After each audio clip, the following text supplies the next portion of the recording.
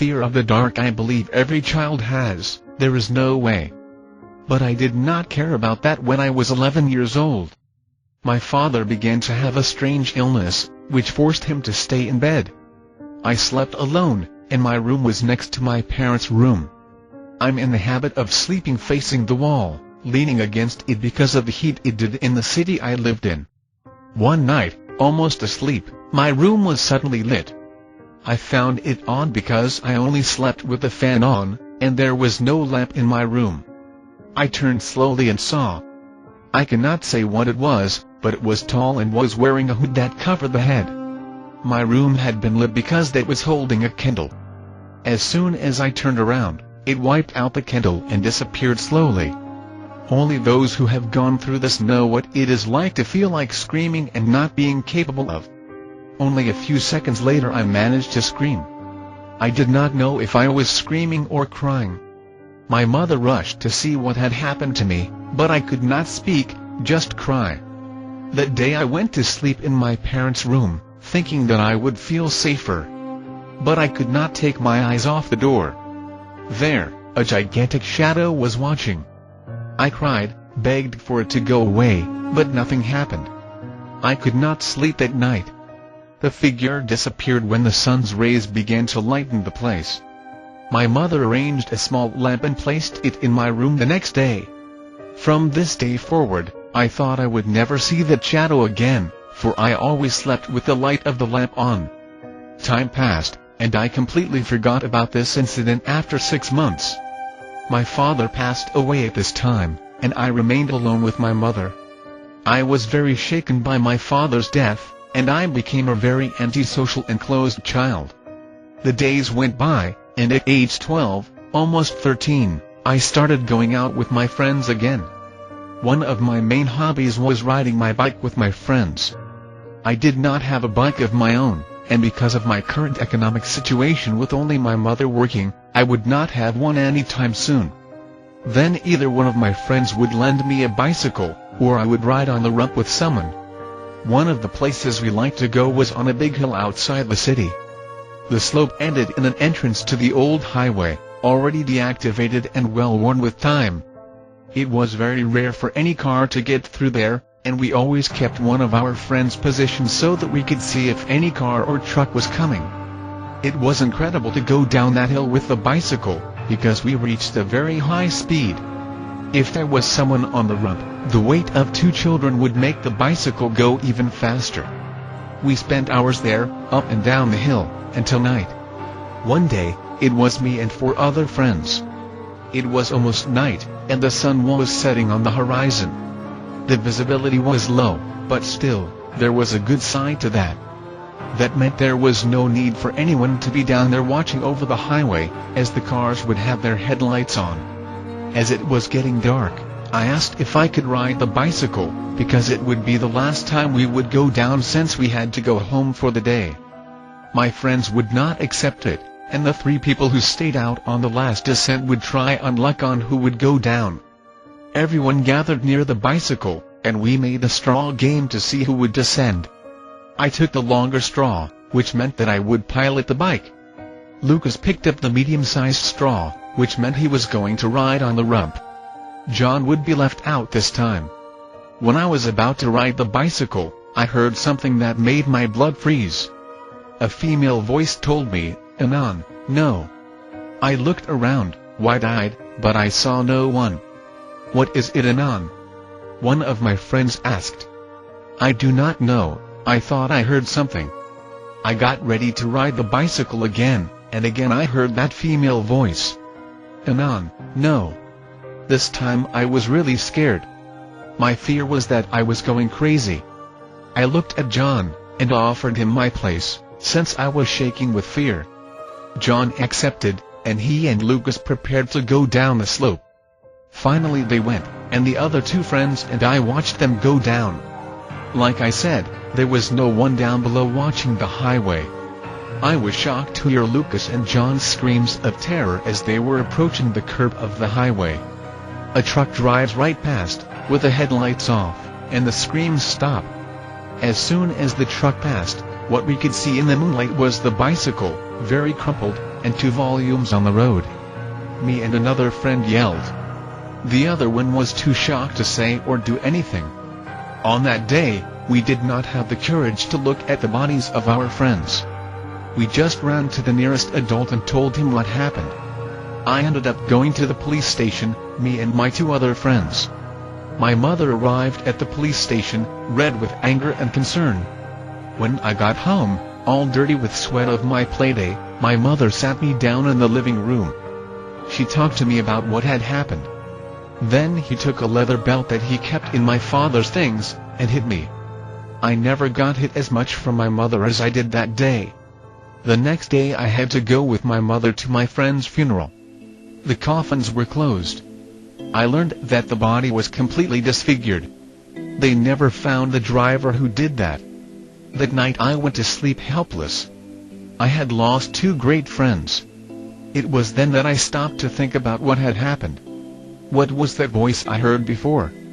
That night I had a very lucid dream. If it was a dream at all. I was lying on my bed, and everything was dark. My lamp was not on. Anon, I heard that female voice again calling my name, the same one I had heard 2 days ago. Even in fear, I turned my face to the armchair in my room. Standing there, lit by the dim light, there it was. That black figure. I started to panic, but soon realized that I could not move or scream. The figure began to approach me, and I could see its female silhouette. Anon. Again the female voice. I woke up suddenly in my bed, covered in sweat. In the following days, I began to have constant dreams with this figure. I did not know if they were really dreams. It was always the same situation. I always heard her calling me, and I always panicked. It was really messing up my life. I could not get peace to sleep. One day, I decided to confront that. Again, the same dream was repeated. This time as soon as that thing said my name, I kept my cool, and I said, "Who are you?" The figure stopped next to me, and I still could not move. "Joeine," she answered. Then she removed the hood that hid her face. She was a beautiful woman, very blue eyes and red hair. I could not ask any more questions that night. I was just observing how beautiful she was. Time passed, and I developed almost a friendship with Joeine. She did not say much, and she never told me why she had saved me, or why she was there. In time I simply stopped questioning. She also spent many nights without appearing, or even appearing and not speaking at all. Other times I could swear I saw her in dark corners, like in the corners and corridors of my school. I was thinking I was going crazy, because I was talking to Joeine as if I were a person. Sometimes I would see that beautiful woman watching me through the night. Most of the time she would appear sitting in her black robes, always watching me. Other times, she would show up wearing a long red dress that was very cute. But over time, I began to feel strange things. Things like someone sliding their hand over my body, and as if someone kissed me on the cheek. I could hear her voice say my name, and say that I was hers and that she would prevent anyone from touching me. I did not tell anyone about it. Some people, neighbors with nothing more to do, said they saw a woman prowling the house with her characteristics. Still, I did not say anything to anyone. She appeared in the blink of an eye, and disappeared in a few moments. When I turned 14, one of the girls in my classroom showed interest in me. She was beautiful, so at the end of class we kissed. The rest of the day was quiet. That night, Joeine appeared to me, but this time there was something wrong. As soon as I noticed her presence, I felt as if something was very wrong. When I looked at Joeine, she was in her red dress, but I noticed that her face was one of pure hatred. I felt the same feeling as the first time I noticed her in my room. Horror. I could not move or scream.